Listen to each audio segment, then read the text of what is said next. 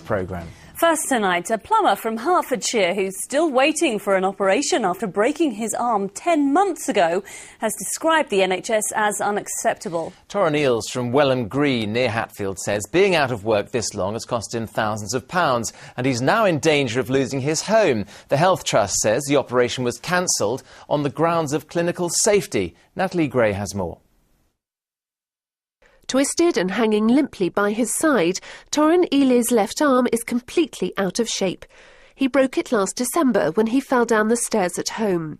He was rushed straight to casualty where doctors put his arm in plaster, but a specialist said the bones were too far apart and he would need to have a metal plate inserted to correct it. 10 months later, the father of 3 from Welham Green in Hertfordshire is still waiting for that operation, which he says has been set up and cancelled at the Queen Elizabeth II 4 times. The first time because of a lack of beds, the second because of operating time, and then because of his high blood pressure and concerns about his smoking. They should have repaired it at the first instance. They should have been done. I'd have been back at work within 6 weeks. As it is, it's gone on for months and months and months. I've lost thousands of pounds in earnings. The way they've treated me is disgusting, to be honest. To leave someone in my position, broken arm, for like 10 months, it's ludicrous.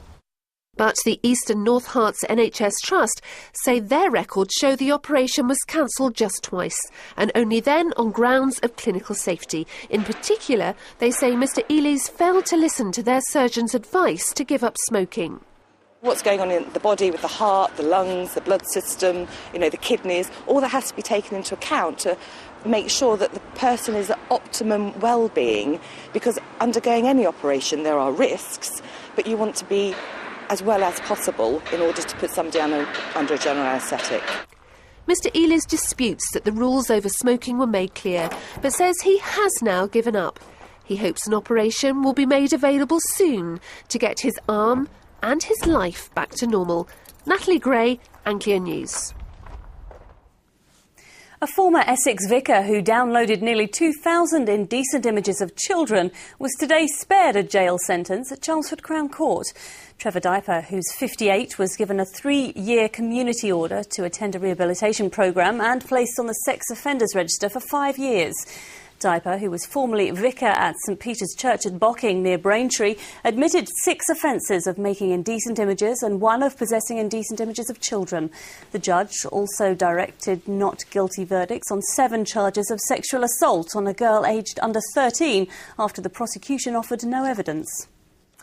7 men have been cleared of a drive-by shooting in Cambridgeshire. The trial at Norwich Crown Court related to an incident in Fulbourn in April last year when a house was sprayed with machine gun bullets. All 7 were found not guilty of any involvement in the shooting, but 4 were convicted of drugs and firearms offences. They were given sentences ranging from 3.5 to 15 years.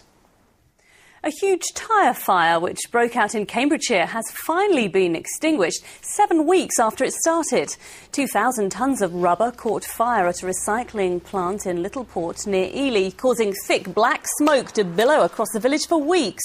The blaze was allowed to burn out by the fire service, who reassured locals the smoke wasn't hazardous.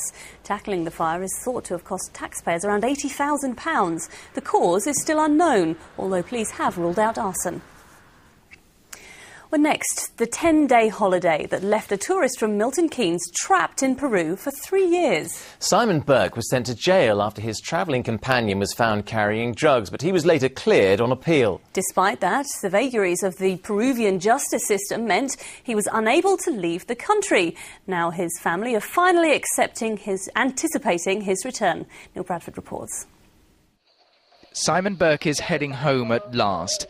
In this video sent via the internet today, he's finally packing his bags after his 10-day holiday in Peru ended with a prison sentence.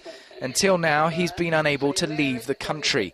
Speaking via webcam, he told me how he's coped for the past 2 years and 10 months. I had some difficult days when it's just seemed that I was never going to get home, and a lot of complications, and the justice system here is so complicated and difficult to understand, and with the language problems as well, it's been difficult, so I've just had to try and learn to take everything day by day. On the 10th of January 2007, Simon Burke headed to Peru on holiday. On his way home 10 days later, he was arrested at Lima Airport after his travelling companion was found carrying 10 kilos of cocaine. He was held in a Peruvian detention centre for 15 days before being sent to jail on the 5th of February. On the 1st of November, he was released from prison, but was unable to leave the country. Now, more than 2.5 years later, it looks like he'll finally be allowed to return home. He's expected back in Milton Keynes tomorrow evening. His family, though, are taking no chances. His father is checking every last detail of his flight home from Peru. It's a moment the family have been waiting for almost 3 years. The main thing is to get him home. At the end of the day, you can have a party any time. That's the way I look at it. I believe it when we pick him up at the airport. A sentiment shared by Simon, who's looking forward to one thing. The first thing I've always said I want to do is hug my mum and see all the rest of my family and my friends. And a roast dinner, I understand. Yes, definitely. They don't do roast dinners here in Peru, so yes, I'm definitely looking forward to a roast dinner with my family. Preparations for Simon's homecoming are well advanced. There will be no big party just yet, just lots of presents and, of course, that roast dinner. Neil Bradford, Anglia News, Milton Keynes.